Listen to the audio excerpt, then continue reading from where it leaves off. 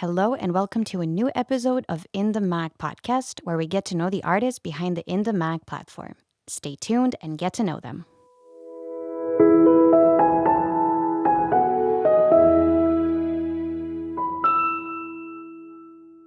Who are you and how did you meet?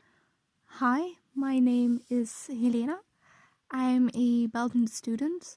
I actually come from a classical music background. I studied musicology. I finished my bachelor at KU Leuven and I'm currently finishing up my master's degree as well. My name is Tiana and I come from Belgrade, Serbia.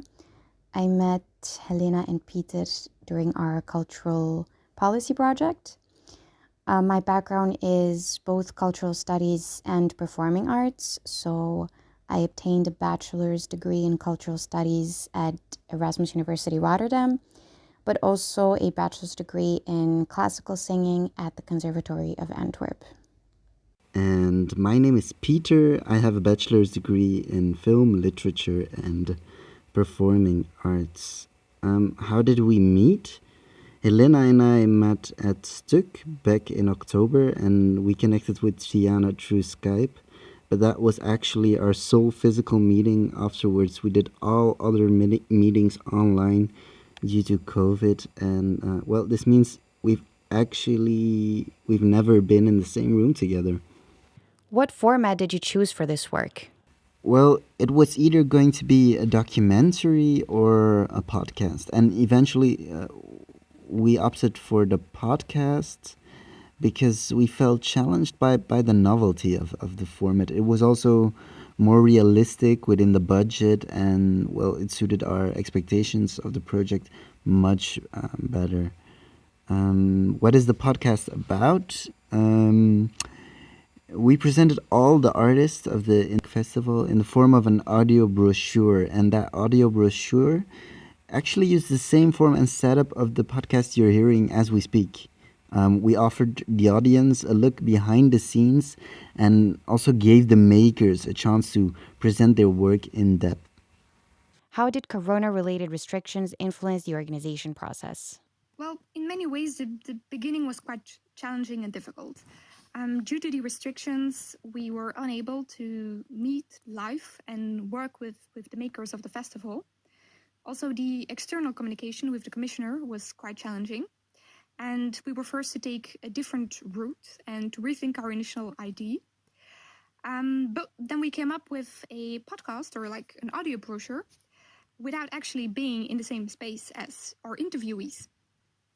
And we actually turned our weakness into our strength because it turned out to be an opportunity to collaborate on an international basis. And we worked together with a sound designer from Belgrade. And it was actually a win-win situation because the new concept fit better in our limited budget. So that was nice as well. Who are your artistic role models?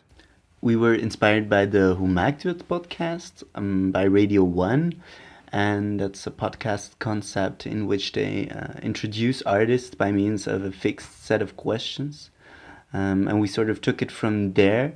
But we didn't only introduce the artists, we also introduced the people behind the festival, and that way we were able to give an introductory overview of both the makers and the organizers of the festival. What is the main thing you learned from this experience? How not to make a podcast and then turn things around. In the beginning, we had it quite difficult because of our own lack of technical skills to manage this project. But then we found the right people and put together a coherent and interesting concept, which brings us to the central takeaway from this experience. Namely, nothing beats a wide network. Knowing people gets stuff done. That, in combination with the willpower and the strong belief in the project itself, really made it a long way. Like when things went south, we just took a step back, refocused, and got back on track. That really is a life learning lesson. Thank you for listening to the In the Maak podcast. Please be sure to check out the website of In the Maak platform to find out more about the festival as well as the artists. Also, make sure to check out our other episodes on the website and share or tell a friend. See you in the next episode.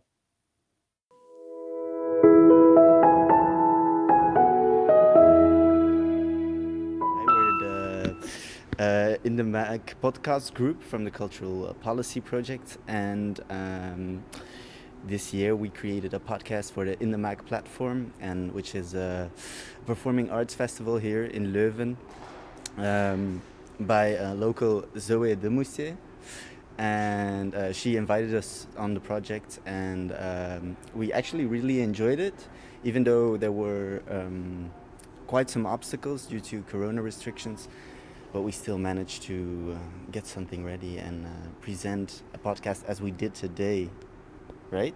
Indeed. Guys? Indeed. Okay.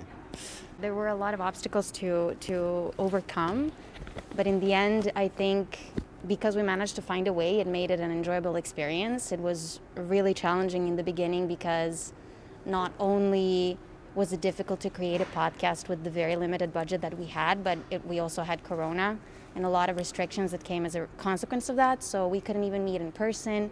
We couldn't meet with the makers, but then we were really flexible, and in the end we came up with something that we're proud of, and we learned how to overcome a lot of challenges that came along the way. And would we do it again? Yes, actually, yeah. It was a really fun and enjoyable experience. And making a podcast is actually really fun.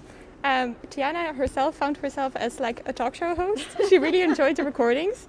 She mentioned it a couple of times. So yeah, I think we all enjoyed the experience very much. Found my true calling.